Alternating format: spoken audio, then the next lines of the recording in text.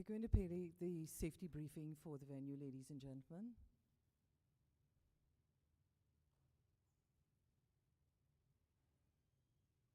Welcome to the Cipriani College of Labor and Cooperative Studies. You are located at the CLR James Auditorium. There are no planned drills today. In the event of an emergency, you will hear an alarm. Once the alarm is heard, please proceed to the nearest exit, either to the right of the stage or to the back of the auditorium. Once outside, please assemble at the open playing field, where you will receive further directions from the college's emergency response team. Washrooms are located to the right of the stairs as you exit the auditorium, or to the left of this stage. Be reminded that this is a no-smoking facility, and do enjoy your stay at the college.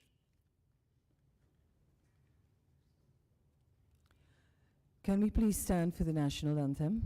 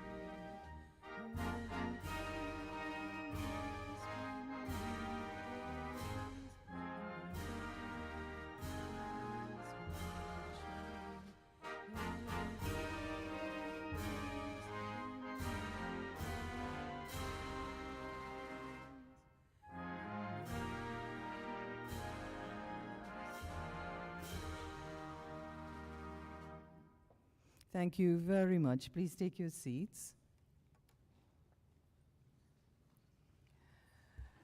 Good morning, everyone. I'd start very quickly by recognizing some of the officials who are here with us, and that's really very important. Our Minister of Planning, Minister Beckles, Penelope Beckles, the EU Ambassador to the European Delegation of Trinidad and Tobago, Mr. Peter Cavendish, His Excellency, relatively new but fully ensconced Trinidadian UNDP Res Rep, Mr. Hugo Blanco, Dr. Andre Henry, who is here as the director of our partner in this initiative, Making the Energy Transition and a Just Transition Forum, his colleague, Mr. Colin Bartholomew, and others. A number of guests like Mr. Kumar Singh, who is actually going to be presenting earlier, and a host, a mix of participants who are going to be here from across ministries, the state sector, state agencies, NGOs, research organizations, and in particular, we want to give a very special welcome to a representation of 2 secondary schools who are with us this morning to observe what's going on, and we think it's really important for the intergenerational dialogue, and that is St. Anthony's College and San Fernando Central Secondary School. We have a cohort of students from those 2 schools who are with us this morning. We don't have any media deliberately, but we do know that we are live streaming, and so we'd like to welcome those of you who may be on our live stream this morning for the program, which will run until about 10:45. My name is Josanne Leonard, and I have a very simple task. This part is the easiest part, to sort of basically just shepherd the proceedings so we can get along. And then we're going to have a very heavy afternoon of work.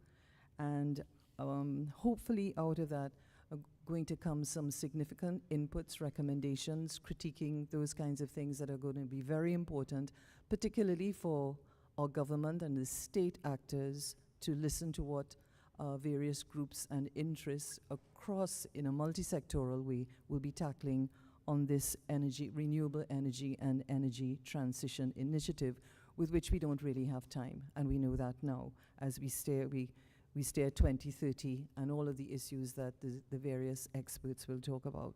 So without further ado, and to help the program to run along, welcome very much. We are not standing on formality. If you didn't like your name tags, we tried very hard to find some recycled paper and put some what we call malling, so that we're not using a lot of plastic and laminate and those things. It's a very small thing, but it's like taking those little steps that we take with individual responsibility to begin to understand our responsibility to reduce our carbon footprint and jeopardizing and compromising our environment, particularly in the area of plastics.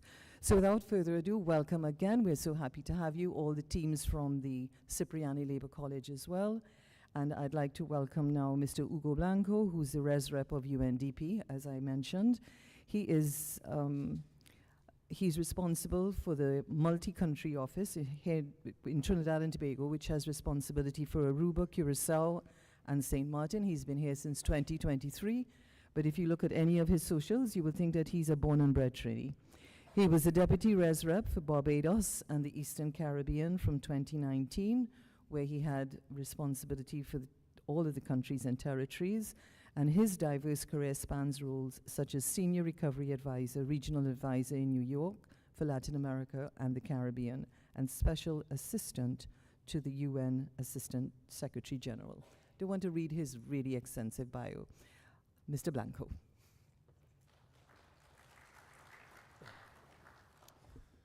Good morning. Can any of the students sitting in the room guess what are we celebrating today, a part of this session? Which day is today? There might be a prize for the winner. Only students are allowed to answer. What are celebrating today? No? Today is the UN Day. We are celebrating 79 years since the UN Charter came into force. So it's a big day for the UN. We are celebrating what we are, our values, our principles, and some of the discussions we are internally having also. Today we are talking about just transitions. Transition is about change. And there are some serious discussions about how the UN has to change. I think it's a relevant topic, so it's great to be here today celebrating the UN Day with you. Honorable Penelope Beckles-Robinson, Minister of Planning and Development, thanks for being with us.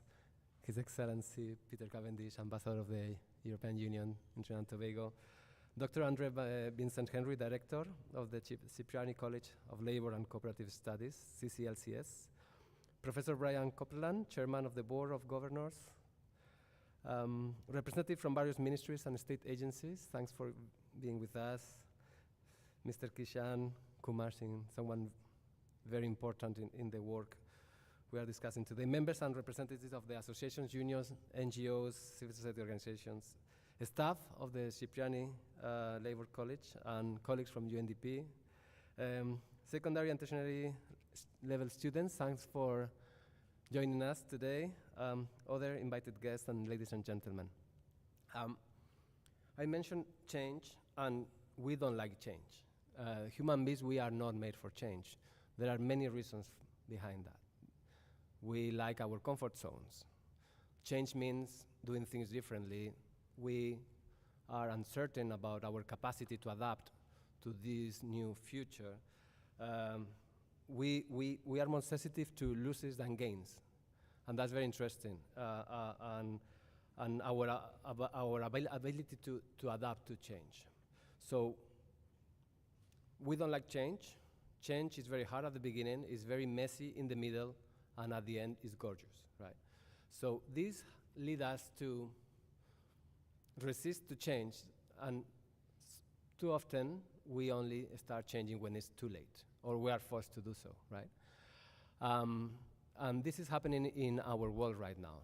The climate change clock started ticking a century ago, and the alarm went off. So now it's time to take some action, and everybody wants change, but nobody wants to change. The good news is that in the transition, the just transition green transition, we have already started. Paris Agreement 2015 set up good basis for that. A lot of good initiatives are happening globally and in this country. You are starting to see electric vehicles in the streets, right? And an enabling environment. The government is facilitating for this to happen. Solar panels, and some good initiatives also supported by the EU to show some of this can happen. So the green transition has opportunities and challenges. Opportunities, new jobs. If I were sitting there, probably in the upper lines, I was thinking, what I want to study? What are the labor opportunities in the future? So this transition is going to say a lot. Economic diversification for the country, protection of the environment, a lot of opportunities, but also some challenges. The transition is a process, it's maybe a race, and those that are starting far behind have less chances to catch up, right? So we have to, as the UN, work and support that those marginalized groups are not left out. They are part of the process from the beginning, or this is not going to be sustainable, this is not going to work. That's an important challenge. Another important challenge is for countries like Trinidad and Tobago, where oil and gas is a very important economic driver, is the stranded assets. What is going to happen with all big investments in infrastructure if we go towards a green economy? And there are options, but we have to have, some people have to take decisions on these policies, on these investments to avoid there is a big loss for the country and for the investors.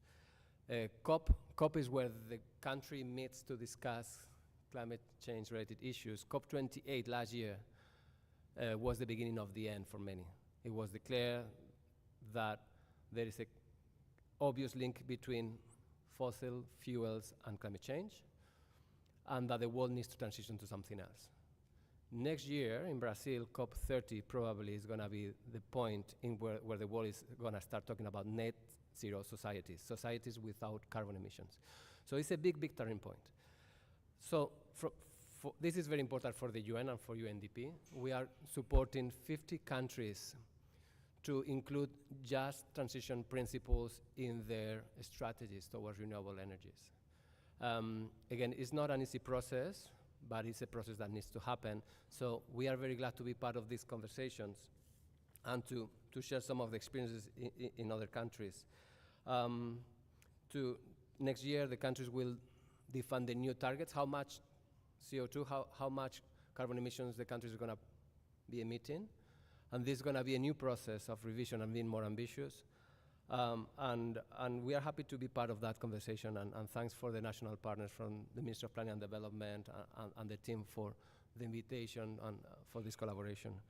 In Trinidad and Tobago, and thanks to the support of the European Union and Jeff, UNDP has been collaborating for the drafting of the National Just Transition Policy. This is the framework. This is this is going to determine how we operate, because this is a priority for the UN, in which the private sector also has a big role to play. Let me conclude by saying that the principle of the just transition is fairly simple. It is possible to have a healthy environment, a just society, and a robust economy. It's possible. We can grow, we can develop, and still protect our environment. It's not a dream, it can happen. And we are, as UNDP, delighted to be part of this process. Thanks again for being here. Thanks, colleagues in the Ministry of Planning and Development, for this opportunity, and looking forward to the presentations. Thank you.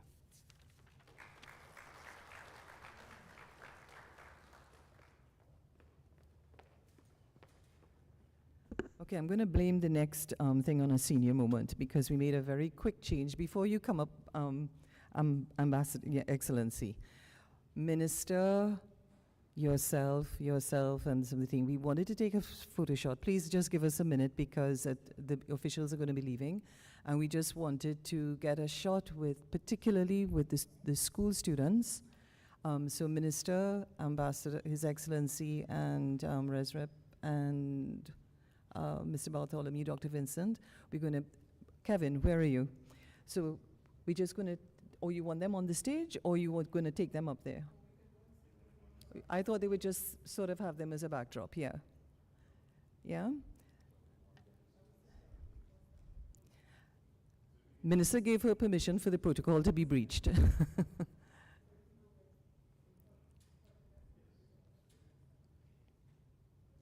So the St. Anthony students and the secondary mod sec behind.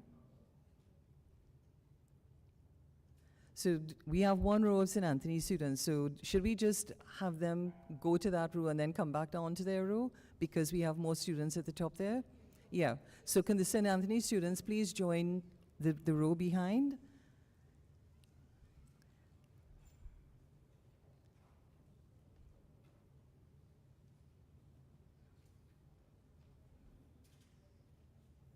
And then you all could stand because if those of you who are seating, so we'll all stand and they'll get a nice, good, great shot with you all.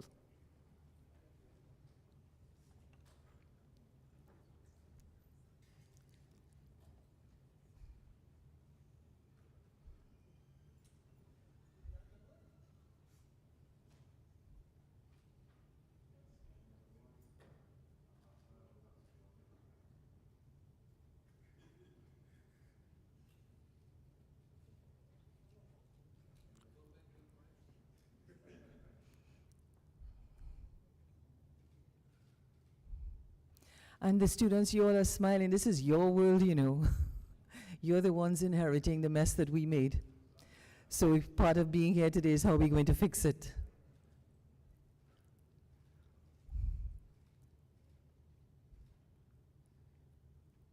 Yep, we good? Yes, thank you both. Thank you, Sax. Come take back your seats.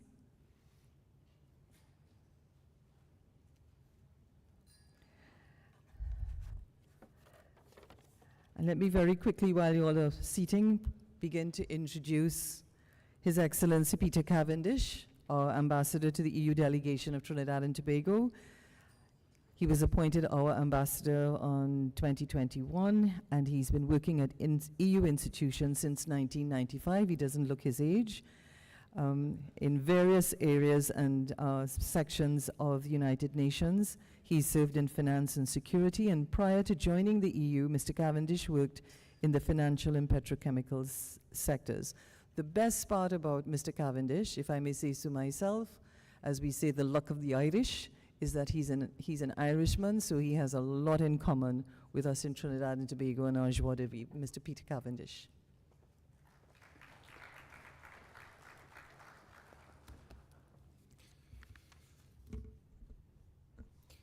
Honourable Minister Penelope Beckles-Robinson, Minister of Planning and Development, Mr. Ugo Blanco, Resident Representative UNDP, Mr. Brian Copeland, the Board, staff, students, ladies and gentlemen. Thank you very much, Josanne, for the very nice introduction, but I'm not going to forgive you for saying Ugo is already a Trinidadian because I've been in the country longer than him, but it doesn't go too deep.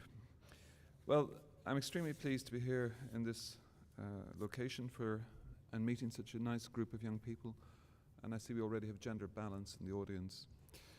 I always find something new in Trinidad and Tobago, and one of the things that I've found out is that the first piece of environmental legislation of the modern era took place in this country, and that concerns the Boundary Main Ridge Reserve on Tobago. It was established in 1776, the protection of that Main Ridge Reserve. So in 2 years, we'll have the 250th anniversary of this very important legislation. As I said, the first piece of environmental legislation of the modern era. I think it's indeed intriguing. There are many other things in your country that are very special, but it's intriguing that that started here. In terms of the European Union, we work worldwide with friendly nations and with our good friends of the UN. I'm pleased to say we work across the board with virtually all UN agencies, and we're very happy because we can't work without partners in nations and partners in institutions. The European Union recognizes that the energy transition is more than a shift from fossil fuels to renewable energy. It's about transforming our entire energy system, how we produce, distribute and consume energy. This transition is essential if we are to combat climate change, protect our ecosystems and ensure a sustainable future for the generations to come. We have committed the European Union to climate neutrality by 2050, so we will have no carbon emissions by 2050, and in the context by 2030 we have committed to reducing the emissions by 55%. Now sadly, due to the Russian attack on Ukraine, we're not exactly where we are, but we are going to have 48% by 2030, so in about 4 years we should have the emissions reduced by 48%. We were aiming for 55, but this is a significant and imminent contribution to changing our societies, changing our energy mixes. We wish to prioritize inclusivity. Therefore, we wish to work, provide training, provide resources, and help workers transition into new jobs in the renewable energy sector. We have worldwide over 21 billion being spent on Erasmus+, which is to allow third-level capacity building. And here in the Caribbean, we have about 15 million that we're willing to try and build capacity to help universities make new courses. So we are willing to help with investments. We have to ensure social safety nets worldwide. People cannot be left behind. We must all participate to a sustainable future. As young people, I would suggest that afterwards maybe you look at the figure 1 trillion, and the European Union is going to spend 1 trillion, but if you were to look up Wikipedia and these other sites, you would see what is a 1 trillion economy. So a vast amount of money is being committed within European Union and resources to achieve this energy reductions. And in my own small country, Ireland, for example, we have historically areas of what's called bogland, which were dried and burnt for fuel. It was a cheap fuel, we made electricity. That's been stopped. And we're now reflooding these areas as part of our objective to get the carbon emissions down. So small countries and large countries are working together. In the case of Trinidad and Tobago, you are the second biggest exporter of ammonia to Europe after Russia. This is a key example of our long-standing relations. Your country has a balance of payment surplus with Europe of 33.5 approximately billion Trinidadian dollars each year. That's a huge amount of money. We wish to grow here. We wish to have this country as a green hub for us in the future. And to that end, we have commissioned a study for wind energy. There's a wind tunnel between your country and Venezuela in the south. And we're very optimistic that wind power could be used to make green hydrogen, which will be priced in international markets. And we've discussed with the relevant ministries, including also the Ministry for Energy and Energy Industries. But your country has the potential to be an exporter of green hydrogen, and it's something we would like to participate to. This is a clear example of a green industry where your country has advantages. I mentioned this wind tunnel, and there are other advantages here. We hope that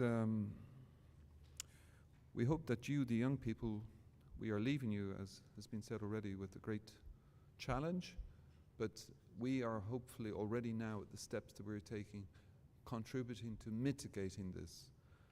So we have to create a future where the energy is sustainable, not for one, but for all. And I do consider that your country, with so many assets, you have solar power for the future, you will have green hydrogen for the future. You have got one, after United States and Canada, this country is number 3 for the number of engineers educated per head of population. So there's no shortage of natural resources, no shortage of human resources, and you have good international partnerships with us that have gone on now for nearly 50 years. So I'm crossing my fingers that we can continue to go on in the future as we have in the past. But when I see young people like you before me, I'm very optimistic. Thank you very much.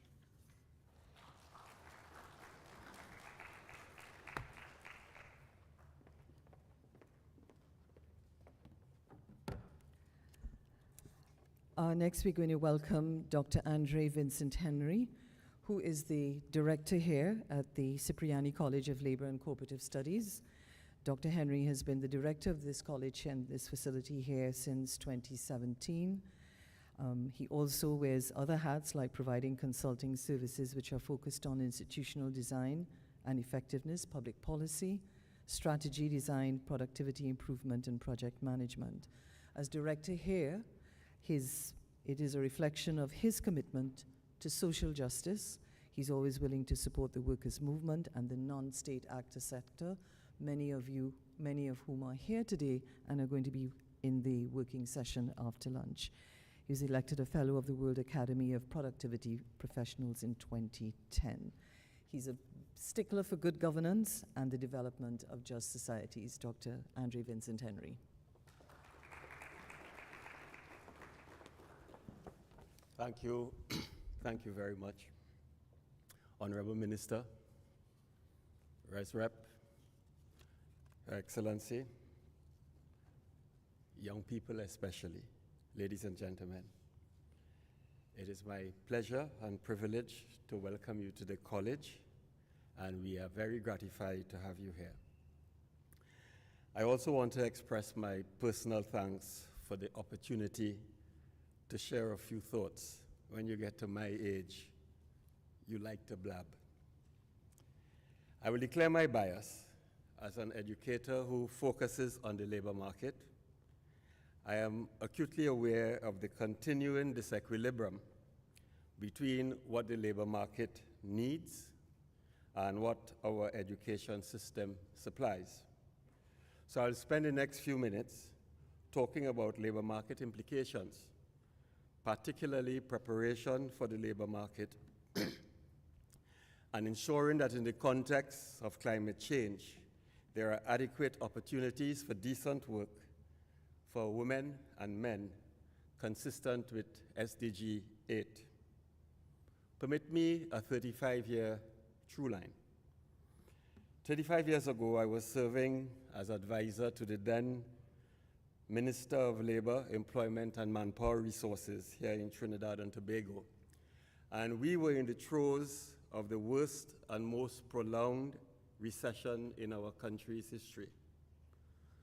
One of the actions taken by the then government,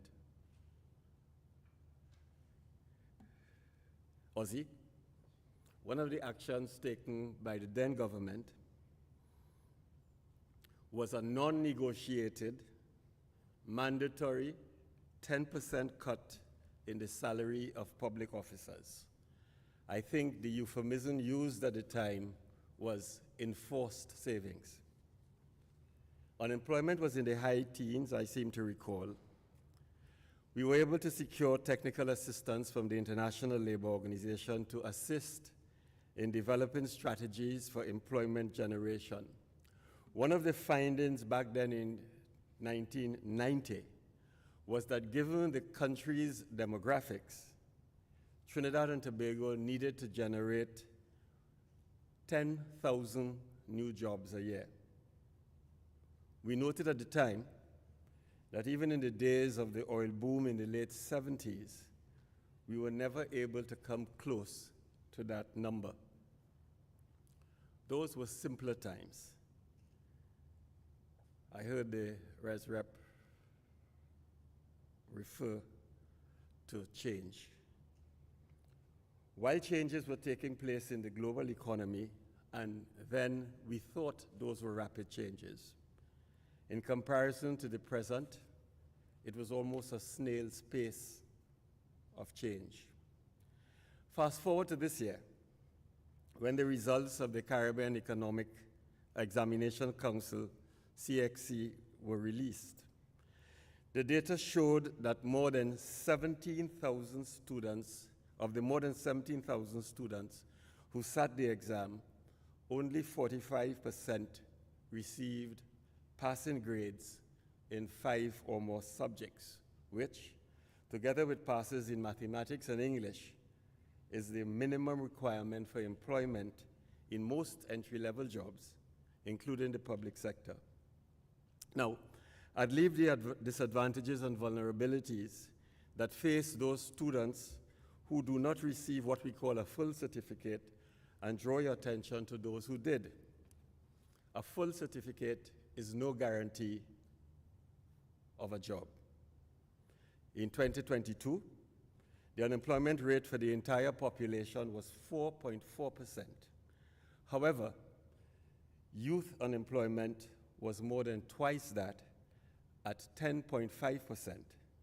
Moreover, there was a gender disparity, with young women unemployed at a rate of 11.8%, while young men fared slightly better at 9.8%.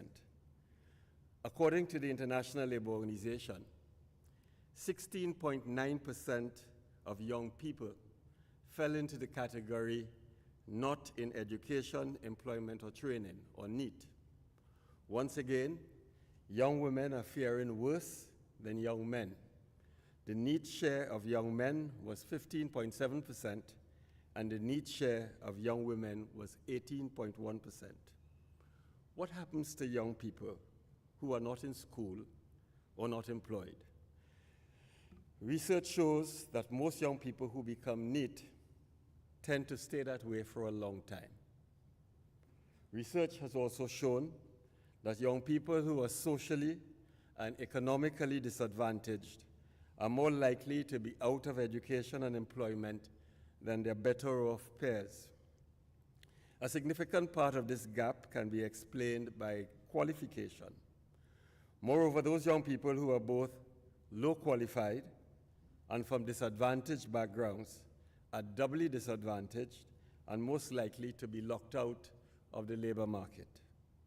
International research has also found that NEET experiences are associated with elevated levels of mortality, hospitalization, and poor health.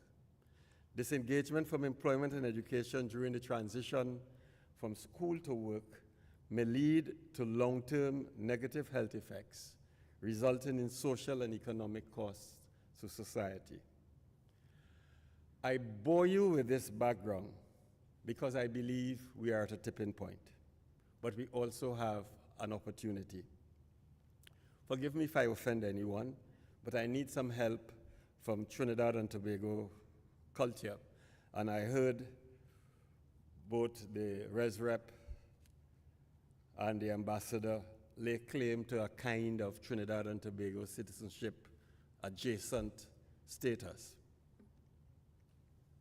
But in this regard, I will crave the protection of the Honorable Minister, who is Trini to the bone and immersed in our culture. In old-time carnival, way before you were born, young people, there was a character called the Midnight Robber. In those days, when carnival was rich street theater, again showing my bias and my age, when two or more midnight robbers encountered each other in the street, they would engage in verbal battles. Part of the beauty of the art form then was that they would try to outspeak each other, inventing words as they went along, and seeking to have as many syllables in one word as possible. It seems to me that in my beloved Trinidad and Tobago, we have a general culture of rubber talk, where we latch on to the latest new thing, not understanding what it is, nor investigating what are its implications. Again, as head of a labor college, just transition runs the risk of becoming part of rubber talk, rather than being both an imperative and an opportunity to reflect and reform how we prepare people for the labor market. In the last 35 years, I am struck that in Trinidad and Tobago, as in most, if not all of the countries of the Caribbean, we treat the labor market as an afterthought.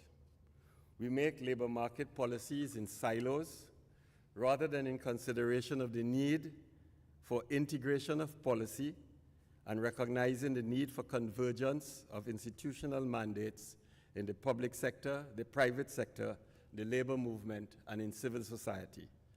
As I said earlier, the implications of just transitions for the labor market present us with imperatives and with opportunities.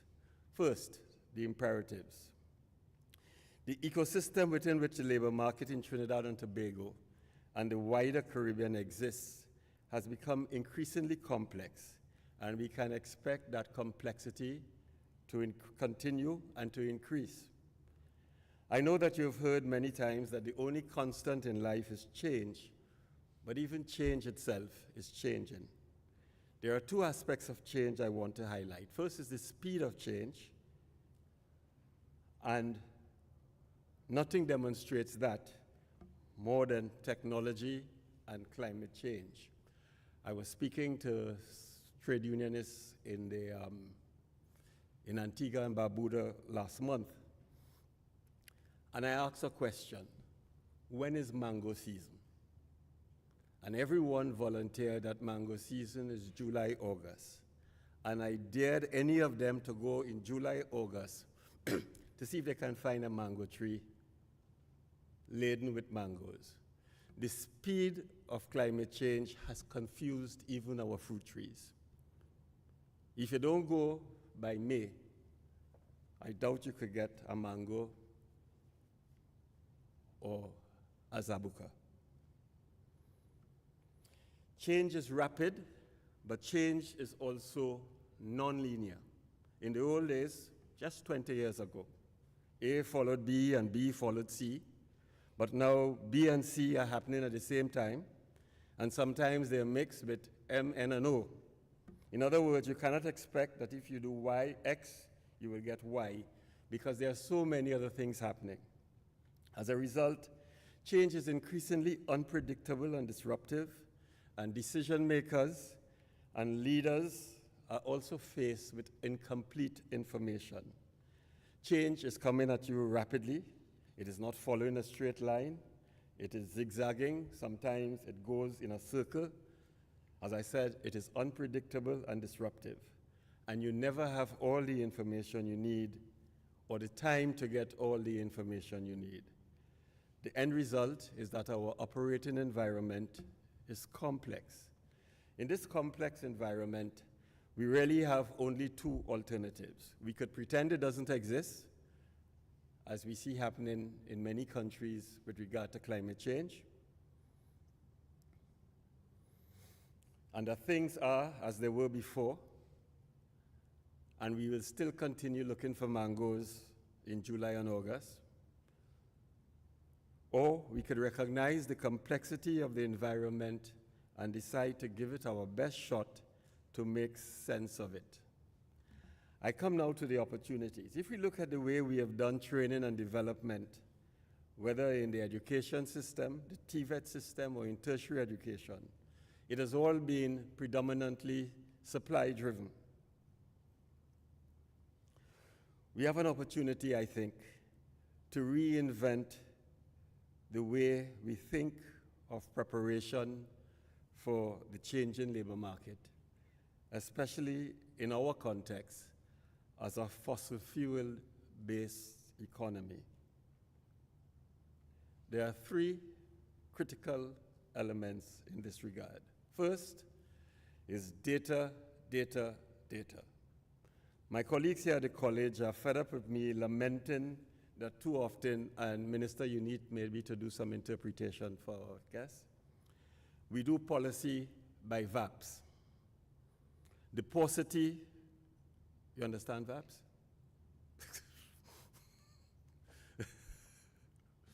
We do policy by VAPs. The paucity of rigorous labor market information is almost unnerving. At the college, we recently completed research on the labor market in 16 Caribbean countries and territories. And the only consolation was that we found in almost all the countries of the Caribbean, labor market information is lacking. And you know what they say, misery loves company. The second is dialogue and partnership. As I said, within the public sector, there needs to be the integration and convergence of work. In the wider society, there needs to be social dialogue and partnership, especially with the private sector and the labor movement, to engage in sense-making of the environment. I know that no one social partner, including government, no interest group has all the information and all the answers. And I'm so pleased to have heard that we have an Irishman in our presence, because they, to me, one of the best examples of what this is required is the expert group on future skills needs in the Irish Republic, where you have a coming together of the private sector, the public sector, the labor movement, academia, to think about what the future skills needs of the country are.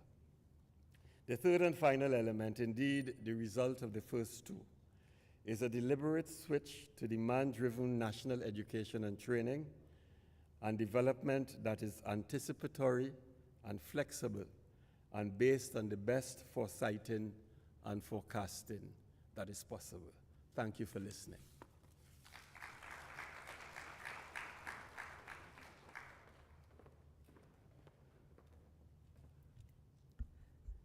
Thank you very much, Dr. Vincent. And now I'd like to welcome the Honorable Penelope Beckles-Robinson. The minister is, of course, our Minister of Planning and Development. She's an attorney at law by training. She's a former diplomat, and in fact, I'll just a little anecdotal thing here, especially for the younger ones. When she was our permanent representative at the United Nations, I mean, people talking a lot about Prime Minister Motley, who's doing a great job. But Minister Beckles, in her dispensation then, was quite a champion for climate change and small island developing states. And she brings that into her substantive post now as Minister of Planning and Development. We all know that she's the MP for Arima, but in particular, from her own perspective as a politico and as somebody who has been very engaged with civil society over decades, she's passionate about youth development, hence she wanted that photograph with you guys, gender equality and justice in addition to environmental well-being. Let's welcome Minister Beckles.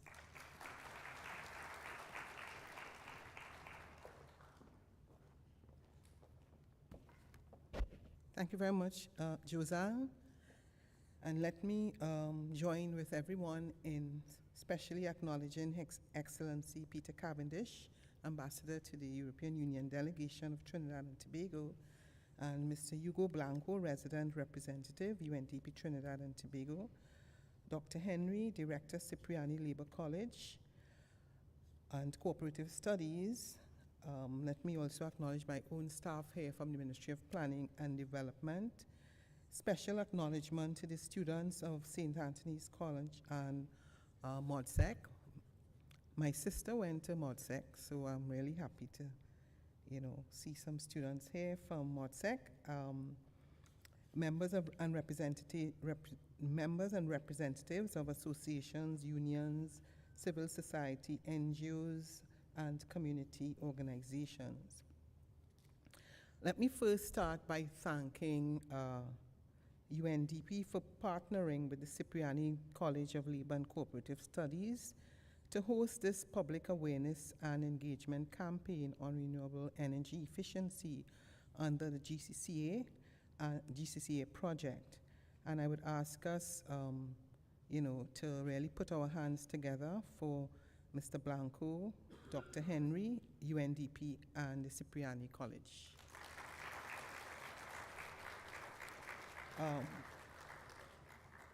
I want to start, of course, I want to thank Dr. Henry for giving us that,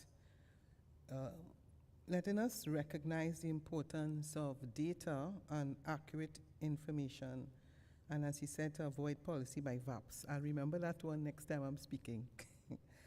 I am here, notwithstanding today is not one of my easiest days to be out.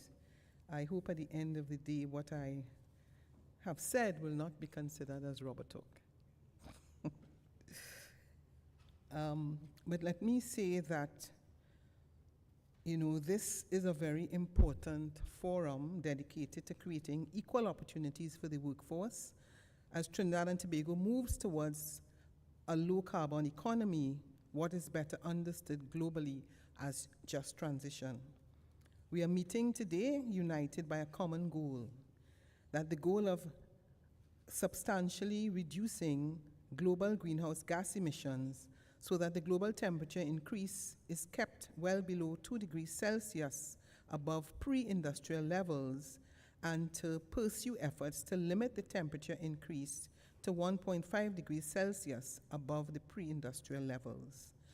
This is a global objective that the world has set itself under the Paris Agreement, to which Trinidad is a signatory, with a commitment to energy transition in order to keep on track to attaining the goals of the agreement. For Trinidad and Tobago, it is much more than this because it also concerns our energy landscape and our commitment to equity and justice for all our citizens as we too embark on that transition. As a highly dependent fossil fuel economy, the shift towards a low-carbon economy should not become at the expense of those in the immediate and downstream sectors.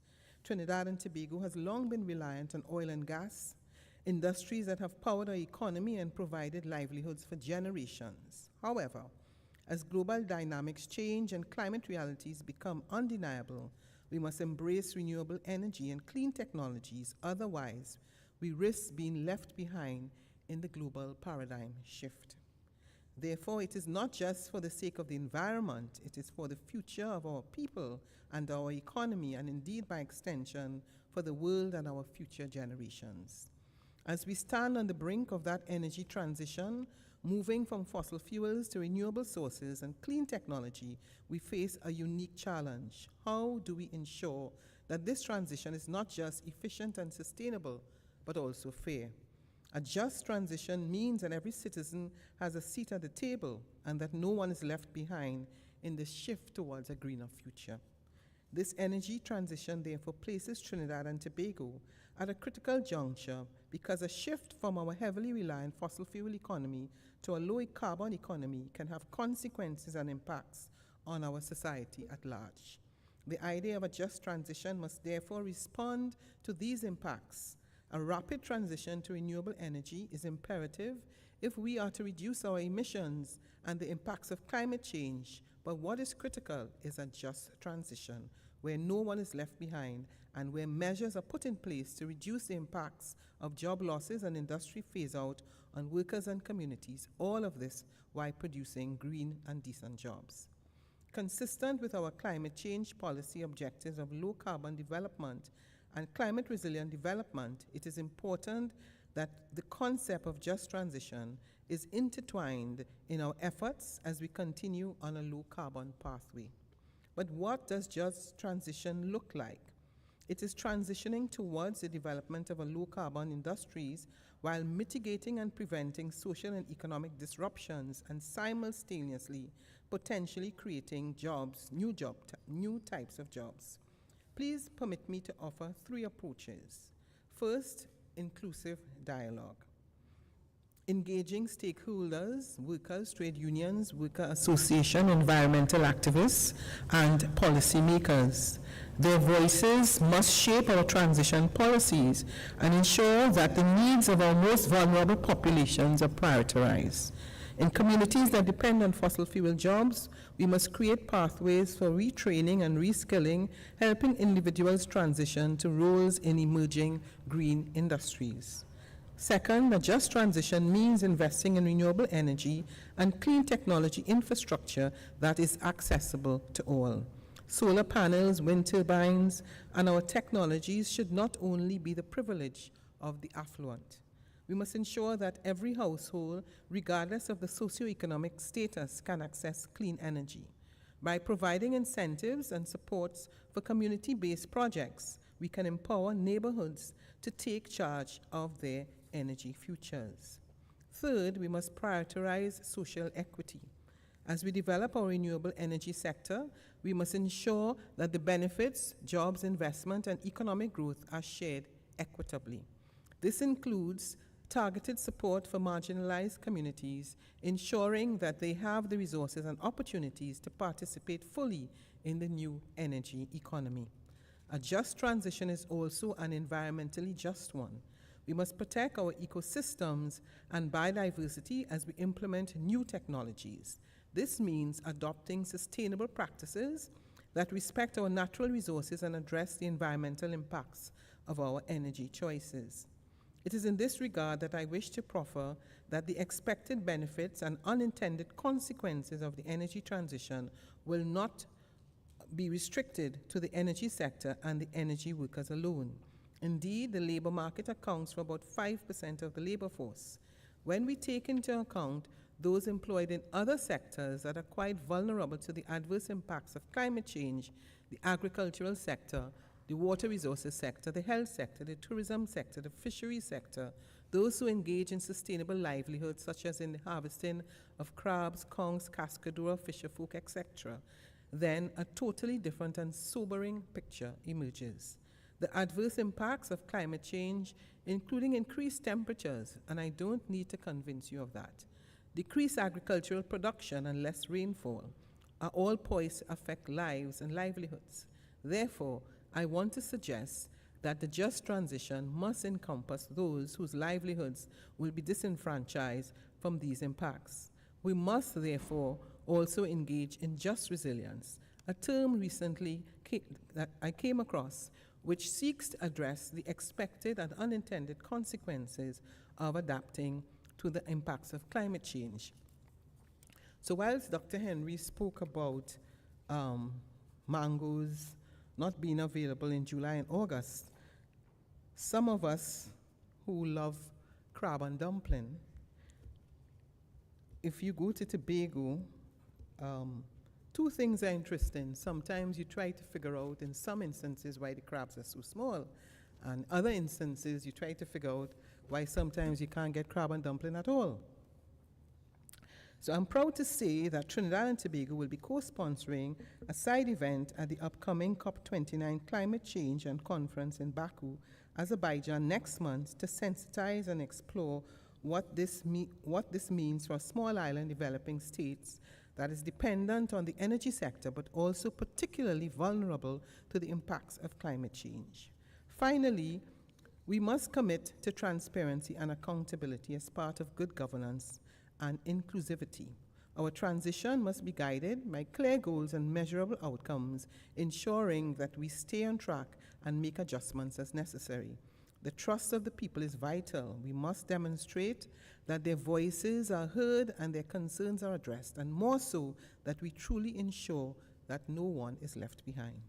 With this in mind, the Ministry of Planning and Development led the development of a just transition policy of the workforce, which will serve as a roadmap for Trinidad and Tobago to identify where new decent jobs can be created in the low-carbon transition and capitalize upon opportunities presented by new industries.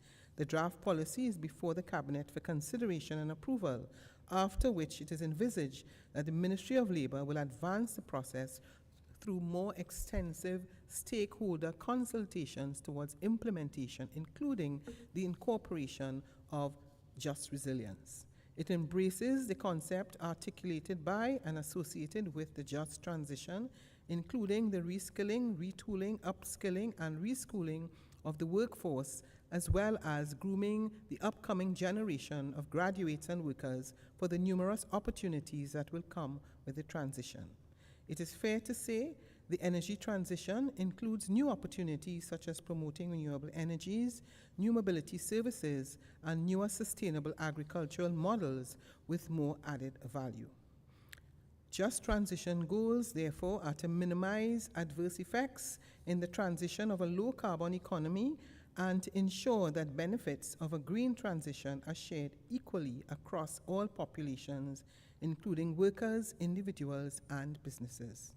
Environmental considerations, the effects of globalization and labor markets, and the implications of labor-saving technologies have also been given due considerations.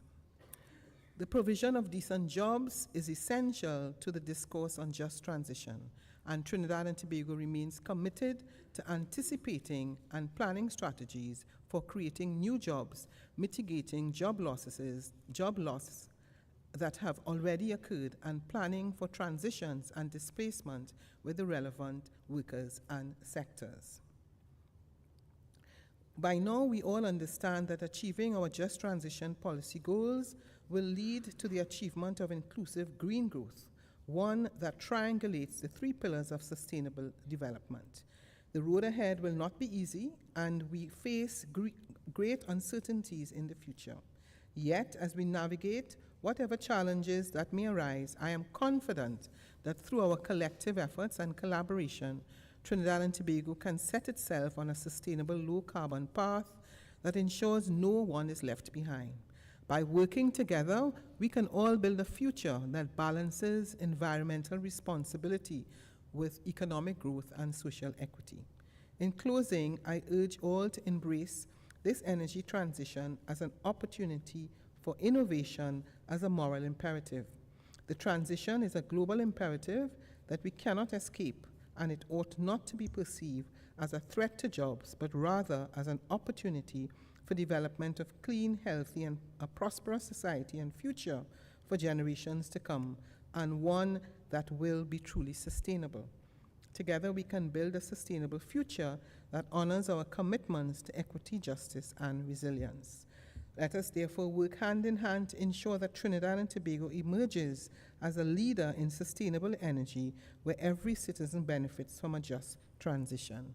The time for action is now. I thank you, and I ask that you kindly allow me to leave because I do have cabinet. So I want to wish everyone a very productive day, and it was my pleasure to have this opportunity to make this presentation. Thank you.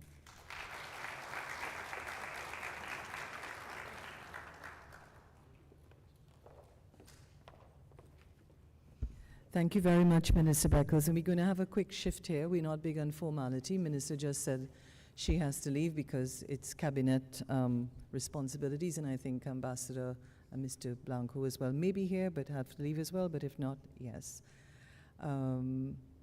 Next week. Oh, okay. I know that we're just going to shift the podium slightly. Where's the team for that? Yeah? Because now, this part of the program, we're going to be moving into 3 presentations with some more substantive information. For the students and the teachers who are here, maybe it's the kind of thing that will pan back out into the classroom in terms of essays and sort of what it is that they may have gleaned from here. And certainly for the participants who are representing in groups, it would be obviously informing a big part of what the technical session would be after the coffee break. Yeah, sorry, I was just kind of what we say is padding. Come right ahead.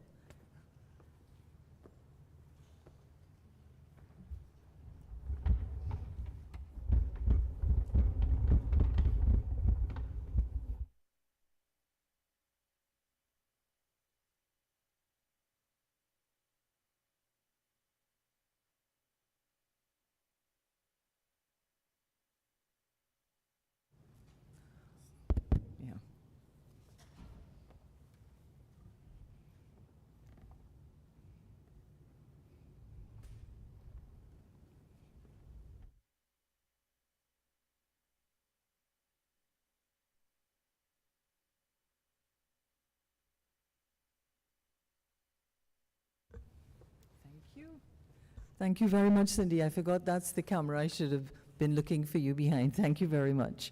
Okay, so as I said, we're going into some presentations, some more meat on the bone, so to speak, or some more bhaji in the bowl, if you're vegetarian. I'd now like to ask Mr. Kiran Harnanan, who is the project manager of the GCCA Plus initiative, this project being implemented by the United Nations Development Program. Kiran has a decade of experience. I think he wrote it like that so that it would sound like he was very old, because he really isn't.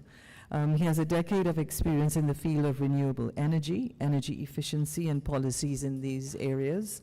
And he's also a certified energy manager under the Association of Energy Engineers. So this will be the first of the presentations that we will have in this plenary setting. Kiran?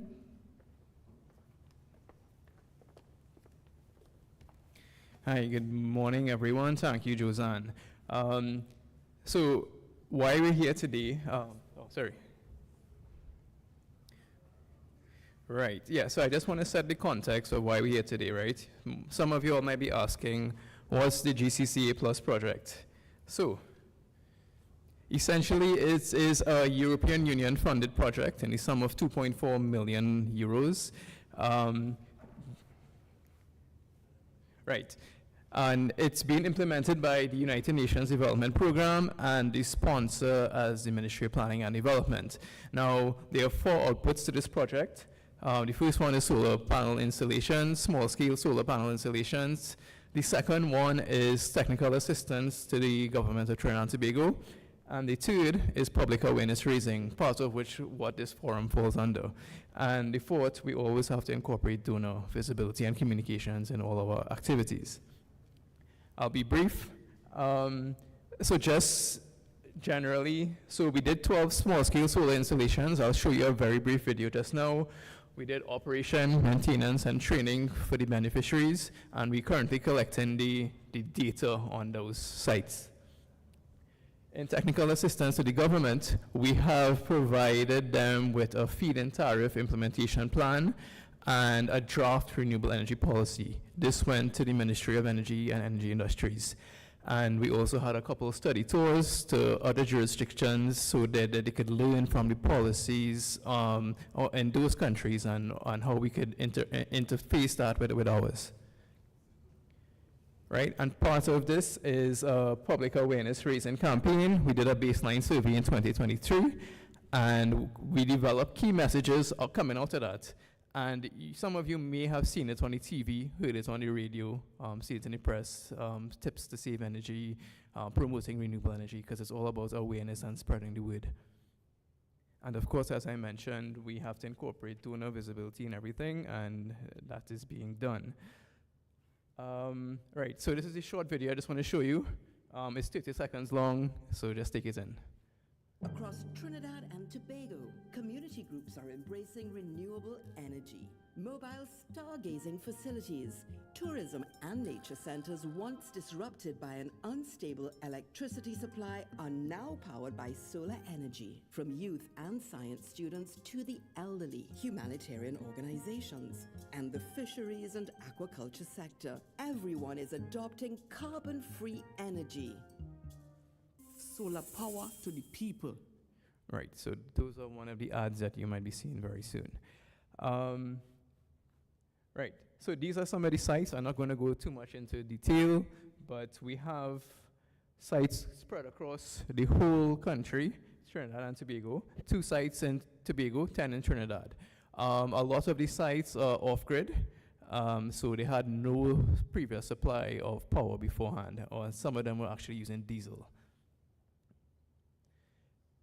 And in keeping with the theme with the just transition, we did hire 3 local contractors because we wanted to build local capacity. And we also wanted to train the beneficiaries so they would be able to start up the system, shut it down, maintain it. Now, in terms of estimated carbon emissions, is roughly equivalent to 18 passenger vehicles taken off the road on an annual basis. Okay, so some of the sites we have access to remotely, so we monitor the energy production, and these are some of the figures. The smallest site we have is a 1.2 kilowatt system. This is the Caribbean Institute of Astronomy, so that's why the energy production looks low. Right, I just want to give ode to our sister project, which is the Piarco International Airport, the installation. Sorry. Right. My apologies. Just got some directive there. Right. So essentially, they have the largest ground-mounted system to date. I'm sure Rion is here somewhere in the audience. Rion, good job, by the way. So they have saved about almost 300 tons of CO2 thus far. And the energy that they produce, they self-consume it, so it's used within the airport itself. Right, so how can policies help? I just want to give you a quick example with what we saw with our project, right? So in 2021, when we did the first 12 sites, this was a cost of lead acid batteries in 2021 and lithium ion in 2021. In 2024, we saw a decrease because this was partly due to the Ministry of Trade removing the importation duties on lithium ion batteries. So policies do help, especially when it comes to transitioning. Right, and you may be asking, some of you, why does climate change matter? Right, I'm not going to go into all of this, so let's just take that up. But I want to leave you with an image, right? This is what Trinidad will look like in 2050 with 1.5 degrees Celsius in warming. It might be difficult to see, so let's go to the year 2100. Some of you may be around, I definitely will not. Right, so look at Caroni, look at Mayaro, look at the industrial estate and the southern tip, southwestern tip. Right, let's zoom in a little bit. Port of Spain, 2 degrees global warming versus 1.5 in the blue. You see in Woodford Square, Port Authority, Invaders Bay, Movie Town, for those of you who go to Movie Town, maybe in 2100, based on the models, Movie Town may not be there anymore. Right? So this is what we have to look forward to if we progress on this path and not take climate change into consideration. Right, the energy sector. Our energy sector is based mostly, at least the downstream part, in Point Lisas. All of these downstream sectors will be affected. Desalcott, Yara, New Iron, Point Lisas. So we need to take into consideration the effect climate change will have not only on the livelihoods, but on our petrochemical sector and how it affects us, because that is our main income earner. So why are we here, right? So I just want to run through, this is my last slide, the 3 objectives of the policy. So we want to engage the government agencies, it was mentioned before, to create a low carbon future and how it will affect the various interest groups, workers, and communities. We also want to foster partnerships between government agencies and the private sector, NGOs, communities, and create solutions, right? And this feedback will be given to the Ministry of Planning and Development to aid and supplement the work done on the Just Transition Policy. And the last one, we want to use as a platform for the GCCA Plus project through public awareness and education to focus on the non-traditional stakeholders like you all and setting a precedent for an inclusive energy transition locally. Right, that's it for me. Thank you very much.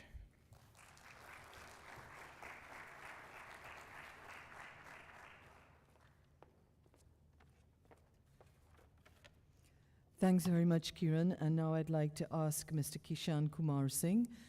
Kishore is the head of the Multilateral Environment Agreements Unit, Ministry of Planning and Development. For those of you who don't know very much about him, of course, we know we live in the University of Google now. You could find anything online. But Kishore is one of our key people, and he's been in the position that he's been in for many, many, many years. And he has been our lead climate negotiator for Trinidad and Tobago since 1998.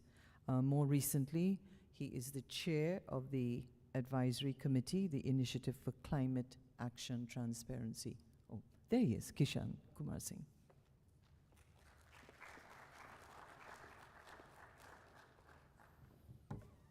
Thank you very much.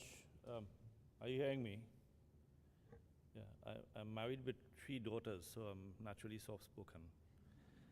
But I know there might be an issue with the positioning of the mic as well. So good morning. My name is Kishan Kumar Singh, as you probably heard.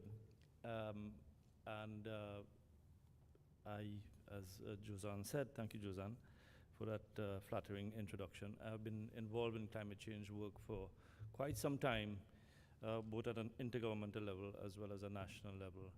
And part of the work that I have been involved in is the development of the draft Just Transition Policy, which, as the Minister said this morning, is now before the Cabinet for consideration and approval. My presentation really is to delve a little bit deeper into what the Just Transition Policy says. It's very verbose, let me warn you. I don't intend to read all the slides, I'll just read the headlines, but this is just only for completeness, which you can read at your leisure Because I assume that the slides will be circulated, more than likely, yes. But it gives you an idea of what we're doing. And in doing this, I also want to maintain the link, and you should always bear this in mind, the link between what is happening from a climate change global perspective and why we are doing this. This is not something that we woke up one morning saying, hey, it's a good idea. Let's do a just transition policy. No, this is an imperative that is now becoming more and more urgent as the world faces the stark reality of accelerated climate change. And in responding to that global threat of climate change, we are seeing a rapid change in technology. We are seeing now a rapid change in the uptake of renewable energy. It's not a temporarily linear change, I think, as Ugo mentioned, but it might be exponential, it might be different forms.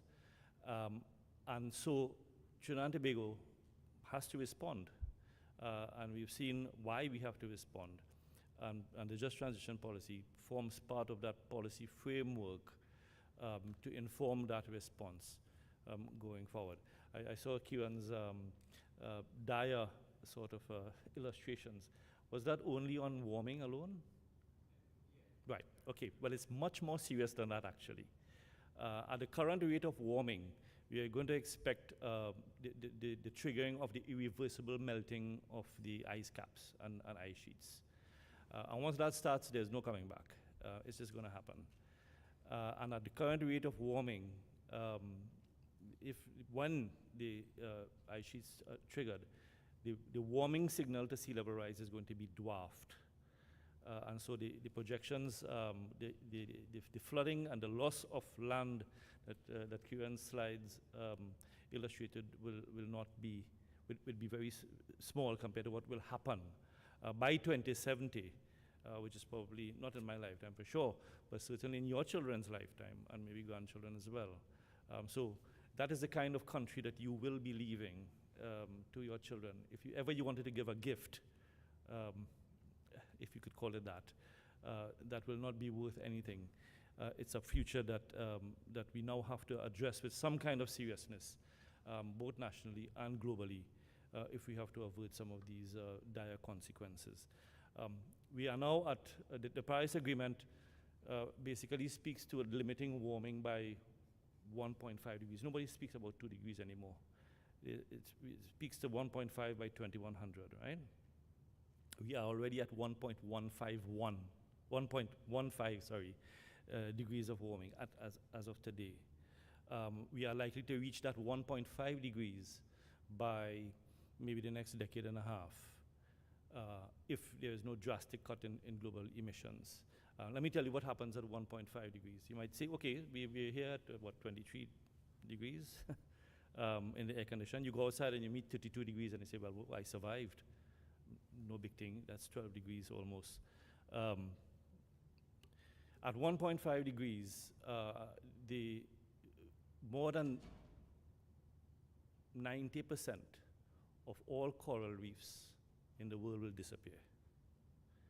At 2 degrees, virtually all the coral reefs in the world will disappear.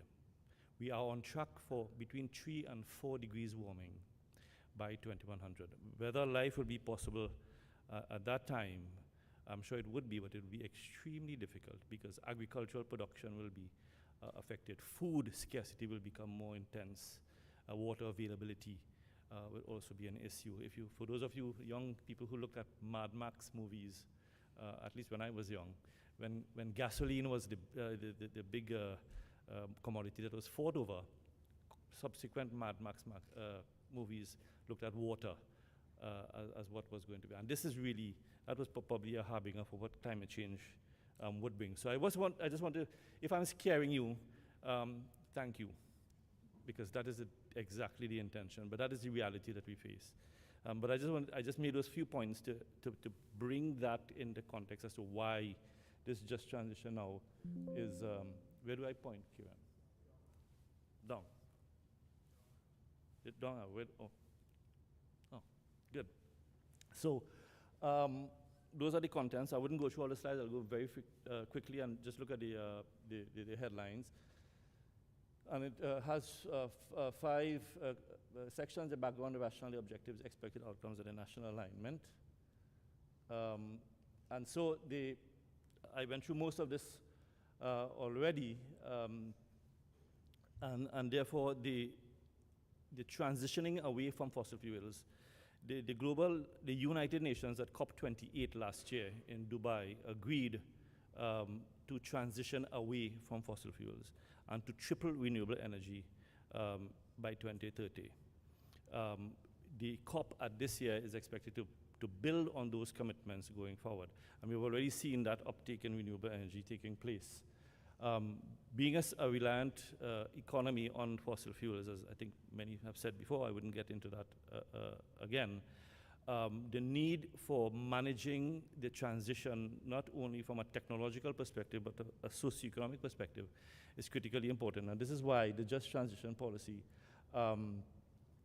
is critically important, in keeping with the premise, the policy premise of no one being left behind. And when I say no one, that really means no one. I think the minister illustrated that while the energy workers only account for 5% of the labor force, when you look at those who had been disenfranchised from the adverse impacts of climate change, then a different picture emerges. So just transition can be defined as a bridge from where we are today to a future where all jobs are green and decent, meaning good income, enjoying a high quality of life and decent living. Poverty is eradicated, and communities are thriving and resilient, and therefore those are the broad policy objectives of Trinidad and Tobago. I will not get into the background. The rationale, as we said, is the fact that the globe is transitioning away from fossil fuels in trying to manage the climate change impacts that are going to happen in the coming decades. And Trinidad and Tobago, being an economy that has based on fossil fuels and that has served the prosperity of its citizens for many decades, now have to respond. Otherwise, we will be left behind, and we will wonder what happened, even while we watched it happen. So it is critically important that the policy framework and the actions that stem from it need to be put in place. So the policy context really envelopes also the broad sustainable development goals that we agreed to, that the world agreed to, and some of the targets included in those goals. And we look at climate action as one, and of course decent jobs for all as another of the goal. But the national policy context also encompasses the national climate change policy, the national environmental policy, and our commitments to reduce emissions under the UN, also known as the Nationally Determined Contribution, or the NDC. The climate vision looks at harmonizing the climate, energy, and economic goals through a just transition to a low-carbon pathway that will provide equal opportunity to all members of society, not just those employed in the energy sector. And that by making the low transition fair, it addresses economic, social, and environmental goals along with the sustainable development goals, so as to harmonize all the policy components that are attendant and necessary for ensuring a prosperous and sustainable future. These are that in a nutshell is the policy goal. So I wouldn't read the slide. Like I warned you, it's very verbose. If you like reading, you can do this at your leisure. It gives a sense of what the policy intends, and that includes working towards the development of a low-carbon economy through implementing the commitments under the Paris Agreement, and striving for higher ambition over time towards a net zero emissions future. And we are already embarking on the development of a net zero plan, for Trinidad and Tobago, which will soon become be implemented in the near future, and you'll probably be hearing more about that. To encourage investment in low-carbon technologies, to develop and enhance existing support measures for affected workers, and to ensure new professionals and graduates are equipped with the educations and skill sets for the new low-carbon economy. We've already started. So, for example, you've heard of, you've seen the electric vehicle trend over the globe. Trinidad and Tobago has already begun to put fiscal incentives in place to encourage the uptake of renewable energy, of electric vehicles, such as tax exemption. And in the recent budget, tax exemptions have been extended to charging infrastructure. What this would mean is that with increasing electric vehicle population, once the price parity with internal combustion vehicles are had, the demand for gas and diesel and so on will go down. The operational cost of an electric vehicle is much less than an ICE vehicle. For those of you who have electric vehicles, if you do, I'm going to buy one, by the way, by the end of the year. Talking to people with electric vehicles, their operational costs, I've known a few with electric vehicles for the last 3 or 4 years, and their total cost, including electricity, and if you have a PV on your house, you could supplement your electricity cost. The total maintenance cost of an electric vehicle per year is less than $1,000 TT for the year. That's my gas bill for a month. So the prices are there as evidence. And while that shift is happening, recognizing that what I call the side of the road mechanics will be also affected, we are now in conversation with UTT, University of Trinidad and Tobago, to develop a craft certification for these mechanics that will bring them up to par, at least a certain level of competency, where they can diagnose and be electric vehicles and problems, and also help in servicing them, and therefore make them more employable going forward, so that they are not left behind. We had that same challenge when we did CNG vehicles. We had the same challenge when we switched from carbureted engines to fuel injection engines. My own mechanic said, don't buy a fuel injection engine. They're not good. No, stick with the carbureted engine. That's the same kind of challenge and fear, if you could translate it into that you hear from people who think that they're going to be disenfranchised. And therefore, the Just Transition policy also aims to allay those fears and create this sort of enabling environment that will empower these potentially affected workers. And a critical part of that, of course, is ensuring gender equity and equality in the transition process. So those issues have been adequately and comprehensively included in the policy as well. So the policy directives and strategies aim to look at the institutional framework, integrating policy objectives into the national development process, because this is not a standalone separate pathway from the national development process. It has to be integrated in all aspects across all ministries, across all agencies, even at the community level. And that is through consultation and what I like to call empowerment through ownership, so that community, no one exactly will be left behind. Looking at stakeholder engagement to get views, to ensure that everyone's voices are heard, and that this transition is not only for a certain sector of affected workers, it is for everyone, because everyone will be affected. We heard about just resilience this morning, the minister talking. So the crab catcher, for example, who lives in a river swamp, who probably lives in a modest house and whose electricity bill is probably less than $100, will also be affected because the climate change impacts on the water regime that will determine Conch and Cascadoo populations will change, and therefore the resource that these people use in a sustainable way to earn a living will be gone, and therefore they also have to be accommodated in the just transition as well. And part of what we are doing here now is also a policy objective and strategy which looks at societal awareness. It aims to look at worker support through retooling, reschooling, reskilling, lateral deployment, upskilling, preparing the new workforce, the students to take advantage of the new jobs that will come with the new economy. Those associated with green hydrogen, for example, with electric vehicles, for example, with battery technology, for example, with renewable energy technology and renewable energy engineering, with smart agriculture, with health, smart health and climate smart health technologies and so on. So all of these things are the jobs for the future that has to be employed and deployed in response to this threat that we have been calling climate change. And that will involve data collection and management, integration, cooperation, and consolidation, looking at supporting low-income families through compensatory mechanisms, again, which will require some consultation, supporting enabling environment through a legislative, policy, institutional, and administrative framework to facilitate actions that will address disenfranchised workers, and as well as looking at the multi-dimensional poverty index to understand the effects of what the low-carbon economy may have, the unintended consequences on poverty, but also looking at the opportunities going forward.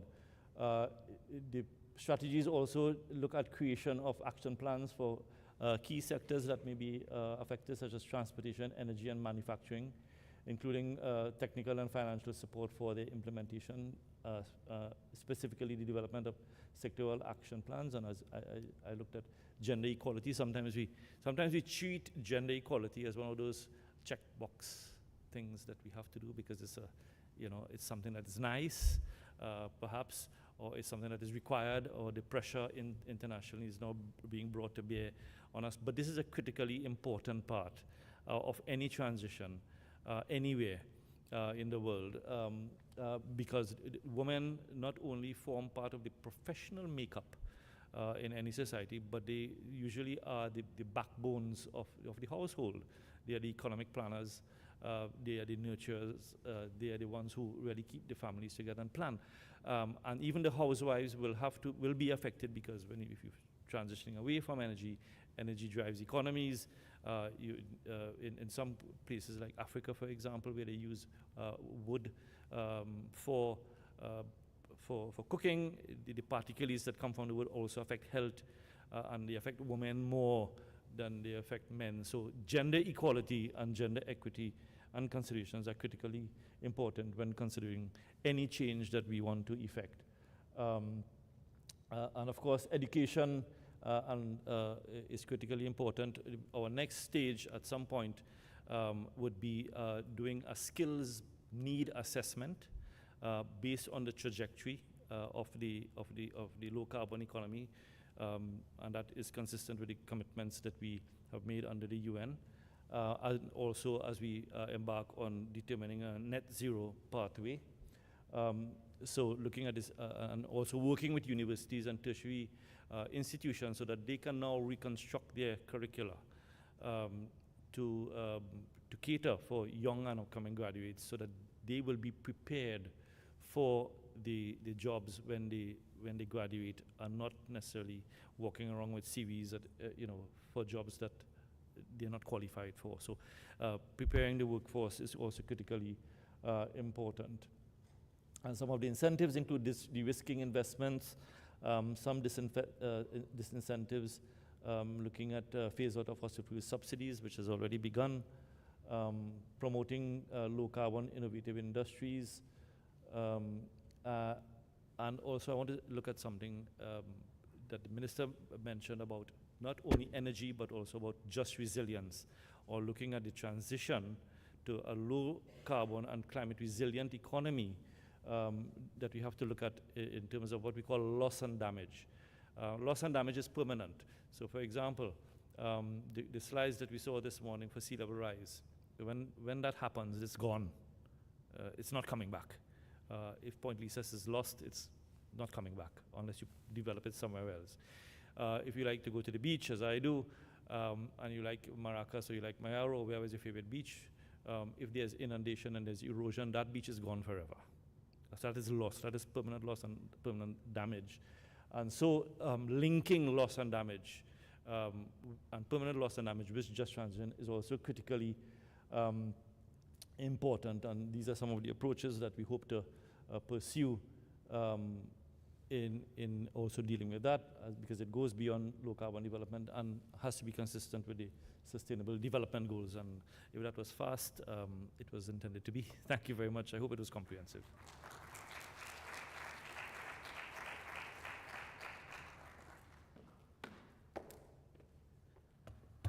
Okay, thank you very much, Kishan. And the very last presentation this morning before we take a coffee break would be Miss Umalisa Baldio, who is the Acting Director of Research and Planning in the Ministry of Labor, and she's responsible for conducting research on labor market issues and developing policies on a range of labor-related issues and managing projects aimed at promoting decent work in Trinidad and Tobago. She's a Salzburg Global Fellow, and she participated recently in the Global Policy Dialogue on Just Energy Transitions, Identifying Pathways to Prosperity Post-Fossil Fuels, held in Austria just about a month ago. So let's welcome Umalisa.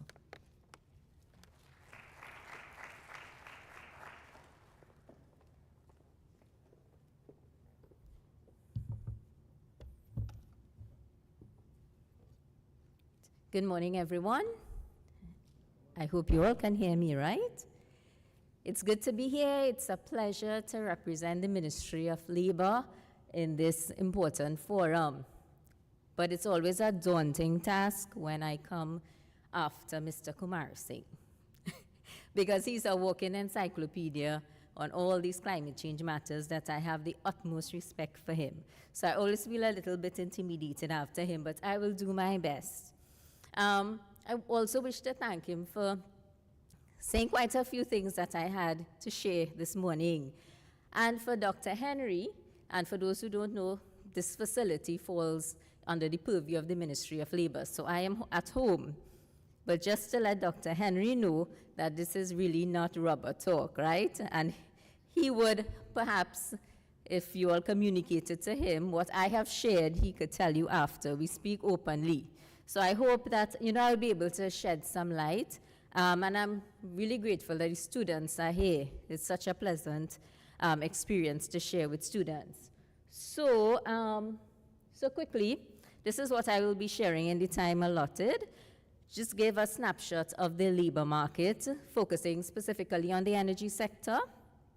The case for a just energy transition, and I think it has been built from all the speakers before.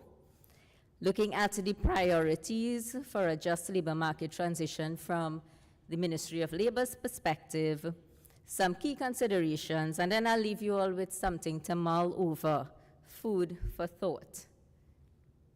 Great. So in terms of a quick snapshot of the labor market with a zooming in on the energy sector, you would see I have the latest data from the CSO is the first quarter 2024 data, where the labor force in Trinidad and Tobago is 592,300. In the petroleum and gas industrial group, which includes production, refining, and service contractors, there is a labor force of 13,900. Now, for the students in our midst, the labor force speaks to the available pool of persons. So it comprises both those that are employed as well as those that are unemployed and are actively seeking work.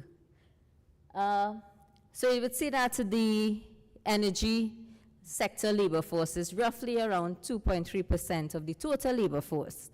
And as you could see, it's predominantly males, and that was pointed out before.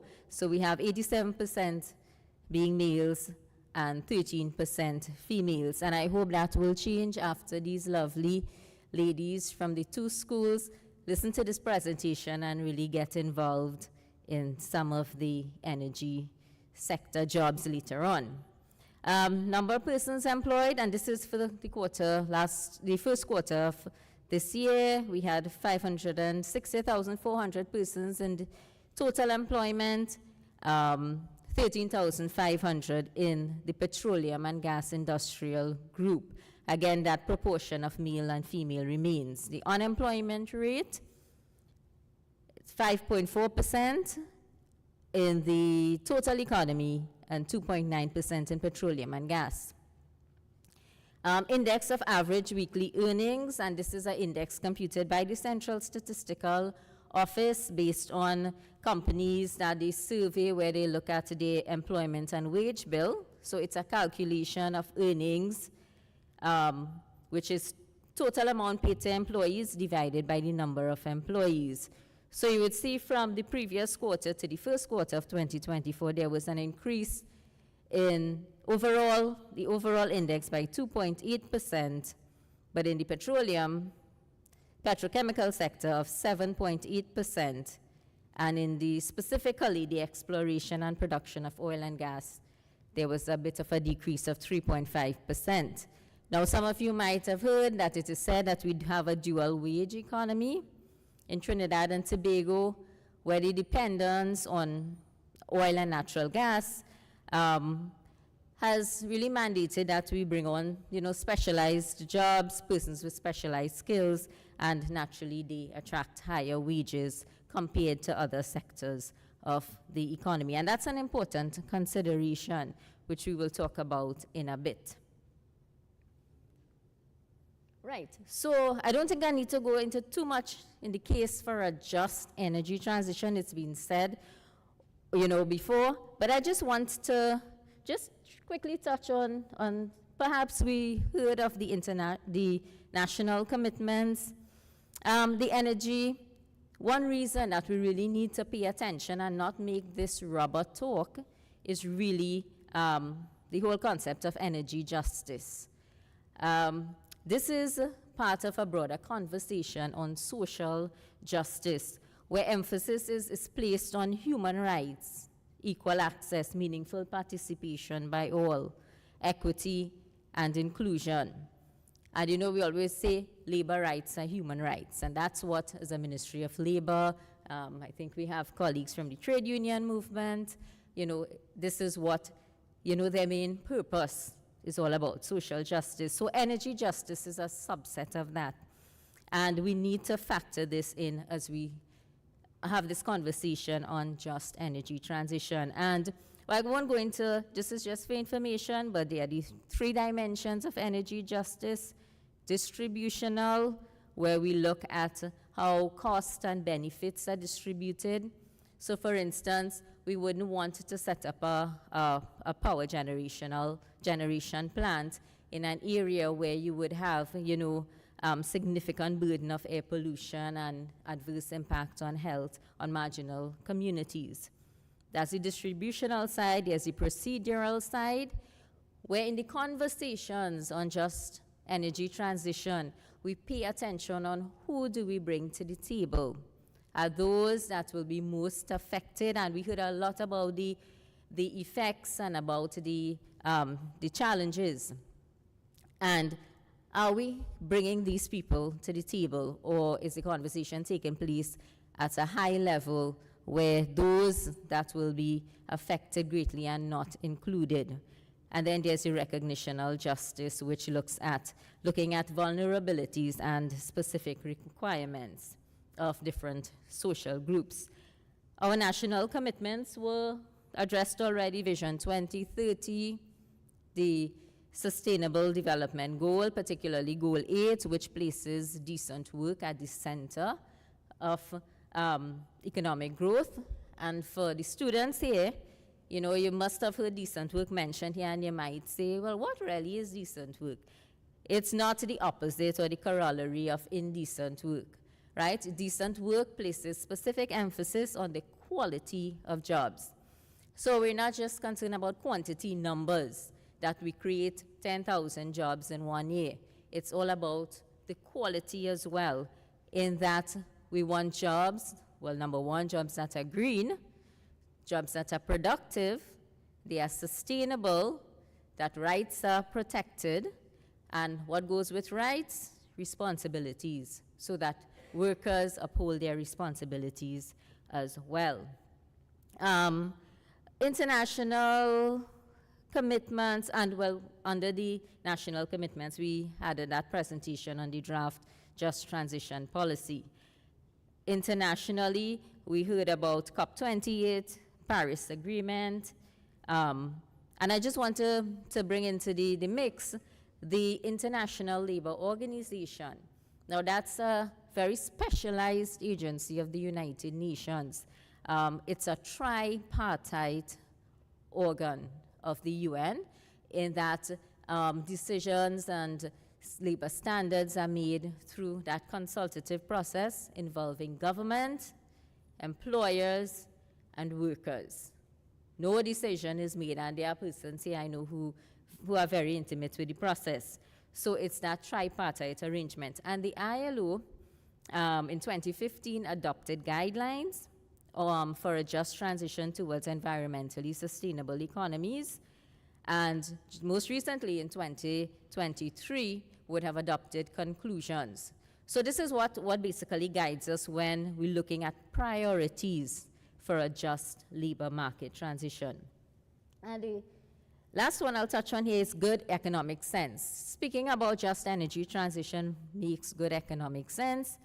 The International Renewable Energy Agency, often known as IRENA, their roadmap to 2050 shows that the transformation to renewable energy from hydrocarbons would boost gross domestic product by 2.5% and total employment by 0.2% globally in 2050. They've also said that every dollar spent in transforming the global energy system provides a payoff of at least $3 and potentially more than $7.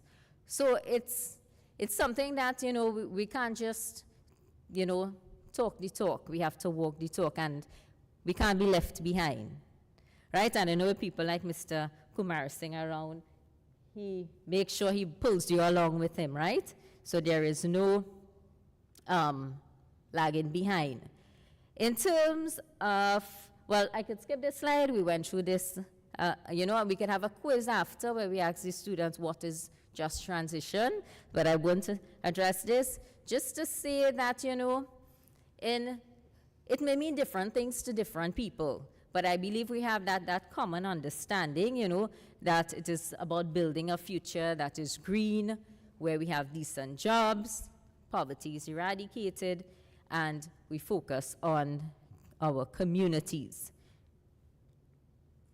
All right, so I just will touch briefly, and thankfully, speakers before me made my work easier, right? So from the Ministry of Labor's perspective, our priorities could be summed up into these 5 areas. Our priorities for a just labor market transition: employment, employability, equal opportunities, empowerment, and engagement. And I will briefly touch on some of these here, right? So under employment, right, the ILO has projected that the shift to the low carbon and circular economies would actually create more jobs than destroy jobs. So it is projected that there'll be a creation of an additional 100 million jobs by 2030. And simultaneously, without supportive social and economic policy measures, there could be that job loss impact of 78 million jobs. So you have gains and you have losses. So it's something that students in particular, and I mean I'm speaking to the students here, not that I'm ignoring the rest of you, but the students aren't just the future, but they are also, you know, our present situation, right? So we want to be able to guide them along a certain path and share with them what they can expect when they come out into the labor market. It makes our life easier. The ILO also projects, and you all recall what the ILO is, right? Any student are using ILO means what? Very good. You'll get a prize after, right? So the ILO projects that the 1.5% degrees Celsius increase in global temperatures by 2030 will result in a 2.2% reduction in working hours globally, equivalent to 80 million full-time jobs. That's significant. So if that doesn't convince you that we need to address just transition, I don't know what else will. Well, Mr. Kumar Singh told us about the coral reefs, and that was startling to me, right? So As I mentioned before, that we are focusing, when we talk about the employment, we're not just talking about how many jobs we create, but the quality, making sure the jobs are decent and green. Also, I just want to share that the Ministry of Labor has been engaging the International Labor Organization on the Just Transition agenda, and there is an approach that they use to do green jobs assessment. So we are embarking on that conversation, right? And hopefully we would be able in a short space of time to exactly tell you what green jobs will emerge and by when. So this is something that we really look forward to. It has been done for other countries, such as Guyana, for instance, being a recent study, right? Now, when we talk about employment, we're not just talking about the workers. We also talk about the businesses and the need to have that enabling environment, the policies, the supporting measures for businesses, particularly the micro, small, and medium enterprises, to adapt from that, to embrace that shift to a low carbon economy. Right. So this is, right.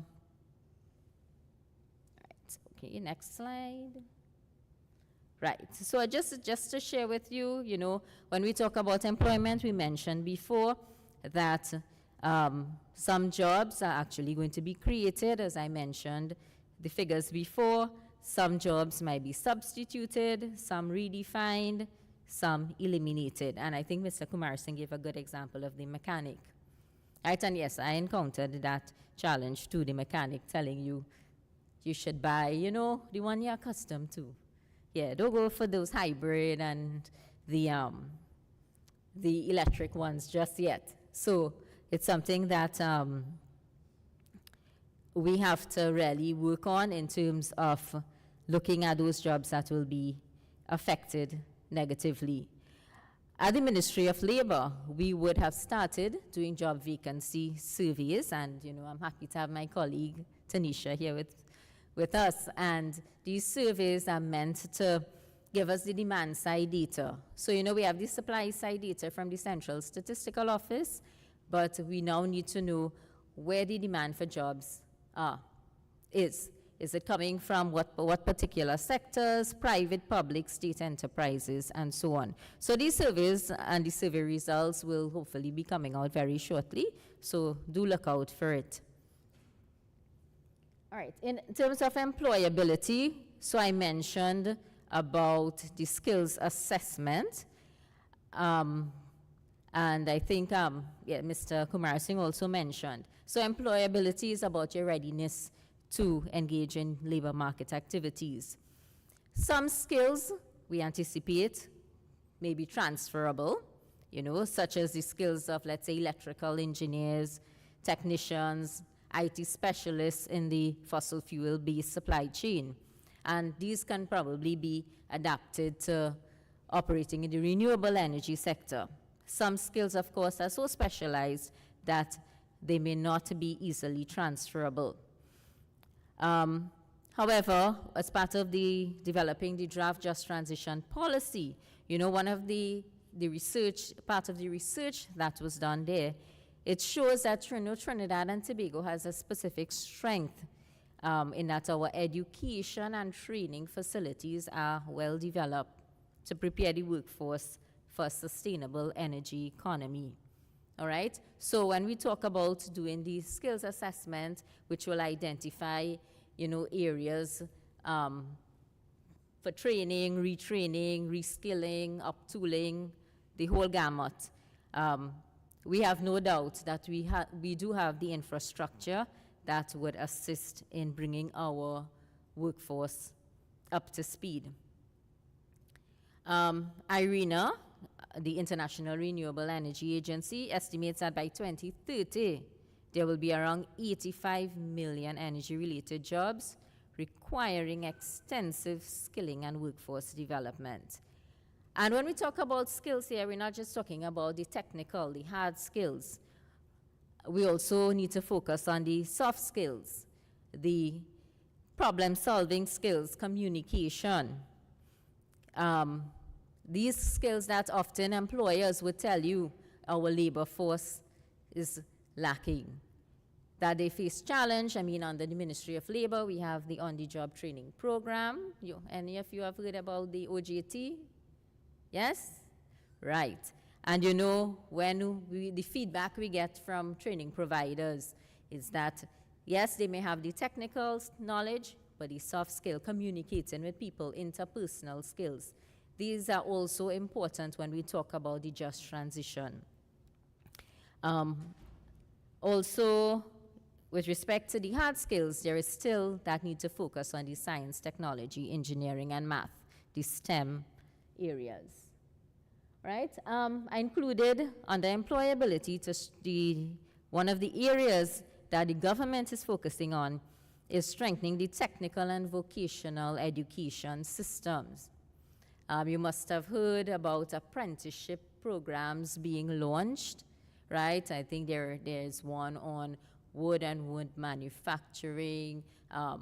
They have one in the manufacturing sector. It's about three or four national apprenticeship programs that have been launched. And all these will play a part in preparing the workforce for that transition. All right, so we dealt with employment, we dealt with employability, and now we're dealing with another priority, which is equal opportunities. And these are just some things in terms of, I mean, there's more to add when we talk about equal opportunities. Mr. Kumar Singh mentioned about leaving no one behind. So we want to ensure there is diversity, there's equity, and there's inclusion. Who do we want included in this process? Well, definitely, and I think the figures from the snapshot of the energy sector showed you, that gender disparity in the employment of men and women in the energy sector. So we want to look at bringing gender equality issues, wage parity, right? We are focusing on looking at that dual wage economy. Youth, Dr. Henry spoke at length about NEET, youth that are neither in education or employment. Migrants is another group because, as we are all aware, migrants are more likely to be exploited in the labor market than the locals. Persons with disability, as we transition, we cannot, leave out this important group because, there are things like accessibility that persons with disabilities face severe challenges, accessibility to information, right? Even about this whole just transition, persons who cannot hear, they may be blind or visually impaired. We need to factor them in as we take this journey along, and low-income households as well. Right? Empowerment. And here we linked to what I was mentioning before, looking at enhancing the knowledge of rights and responsibilities in the workplace. We know that the changes are happening. We're moving towards renewable energy. It doesn't change the fact that workers and employers both have rights and responsibilities. And at the Ministry of Labor, we have been, we embarked on a campaign where we are sensitizing through social media, as well as, you must have heard some of the radio announcements, particularly like on the minimum wage, which was increased at the beginning of this year. So it's important in the process that we continue this empowerment through knowledge. Encouraging women, youth, other vulnerable groups in the just energy transition process. We also need to prioritize social protection, where we need to pay particular emphasis on those persons that are displaced and groups that are affected, communities that may be affected, and we heard the minister mention the whole point of just resilience. Another area in empowerment is employing active labor market policies, which are simply, it's just a big word, it's just policies that help people find jobs and stay in employment. So for instance, you know, the employment service, and I'll do a little public announcement here, the Ministry of Labor has a national employment service that is free. So young persons, you all are free to register. We try to do the matching with employers based on your skills.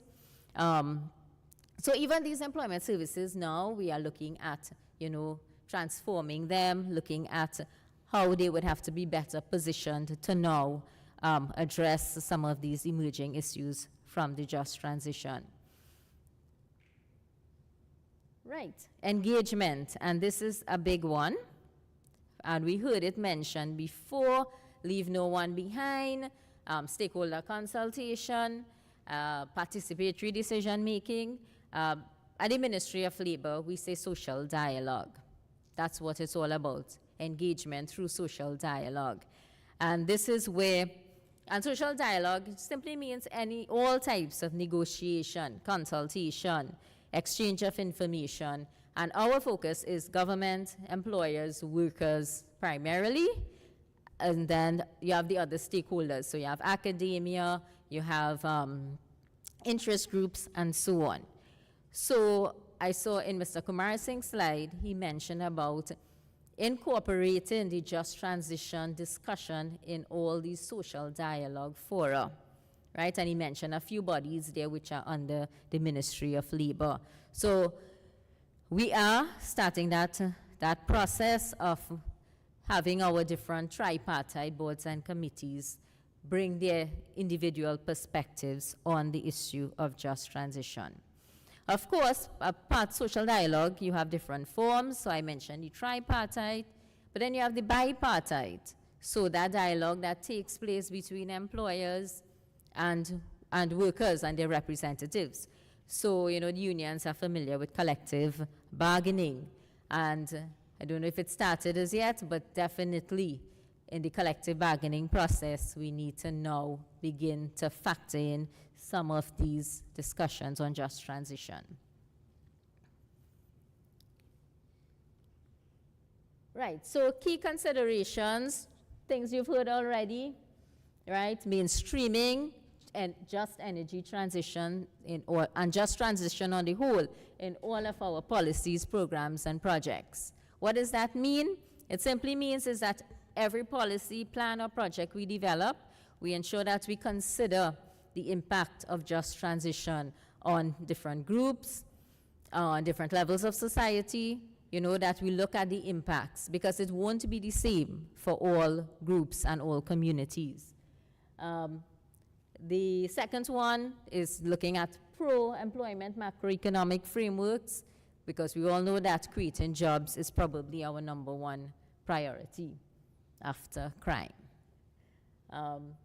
The third point, institutional mechanism, and Mr. Kumar Singh addressed that in his, where if we are to really prioritize a just labor market transition, we need to have the institutional framework. And, you know, I'm happy to share that the Ministry of Planning, you know, has the right concept. And I want to thank Mr. Kumar Singh because he has been engaging the Ministry of Labor for a couple years now, because he recognized that this just transition process, and actually the term just transition is born out of the trade union movement. So it's indigenous to labor. And somehow in the discussions, sometimes labor is left out, but not in our context. You know, we attended a global policy dialogue in Salzburg in early September on the same transition from fossil fuels to a low carbon economy. And I think Trinidad and Tobago was the only, well, it wasn't a delegation, it wasn't based on countries, but we were the only team that had that cross-sectoral representation. You know, we had planning, we had public utilities, labor, energy.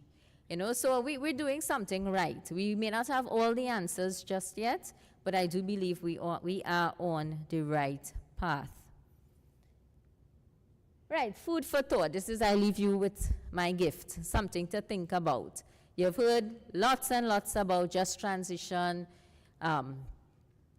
just labor market transition, energy transition, and so on. But you know, when we attended the forum in Salzburg, the question was asked, what does a just transition look like? Right? And, you know, people put forward different views. So somebody said, and this one stuck with me, no more COP meetings. No more COP meetings will be required because we would have achieved, you know, that ultimate point. But what does it look like for Trinidad and Tobago? How do we know that we have transitioned? And to say that there are multiple pathways to just transition. And I believe Trinidad and Tobago is one of the few countries that have actually sought to map a pathway through the development of our draft just transition policy. So you ask yourself, you know, should we adopt a one-size-fits-all approach, or should this be a process of co-creation, right, where we work together to create a labor market, to create an economy that we want, that we need to have, where, you know, workers are protected, where employers can conduct sustainable business. What do we prefer, right? Because there are all types of models available. Which one do we prefer? So on that note, you know, I leave you all, and I hope that you would have learned something from this presentation. You know, if you wish to have any further discussions, you know, I'll be around in the working groups. So thank you very much.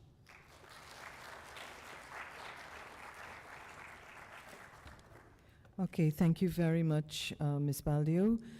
Okay, so we've had three presentations, which is setting the tone for this afternoon. We want to take a coffee break at this point. For those of you who are going to be leaving us, particularly the students, we'd like to say a very special thank you. I hope that there are some nuggets in there for you, and definitely the door should be open for you to be engaging not just your teachers, but your community leaders, etc., on this very big issue of what transitioning in moving from the traditional to the renewable, and so is going to look like it's your world. So for the rest of you, everyone, we have some light refreshments downstairs. The organizers, the UNDP team, has suggested that those of you who are now part of the breakout session, and that's going to start after the coffee break, but we want to make up some time. So we want to suggest you grab your tea, coffee, and your refreshments downstairs and head straight to your breakout room. You can relax there, and they will debrief you on the rest of the proceedings. So on behalf of the UNDP, EU, Ministry of Planning, and the Cipriani Labour College, I'd like to thank all of you for this part. Now we get down to some nitty-gritty work. Thank you very much.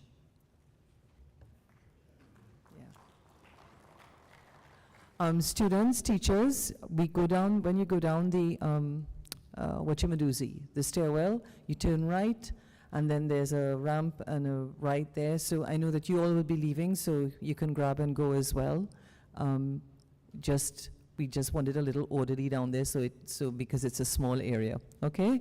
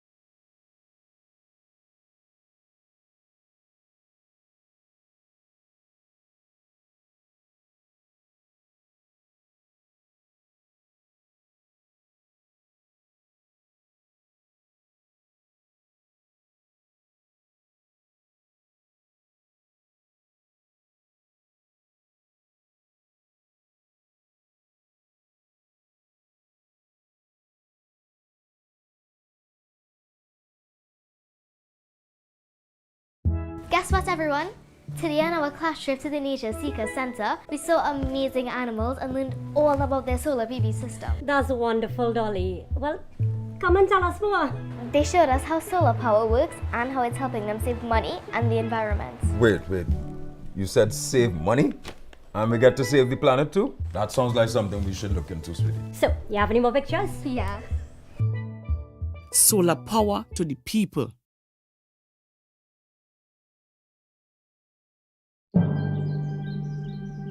What you staring at whole day on that thing, so son? I've been looking into solar power options and learning plenty too. Boy, you making joke.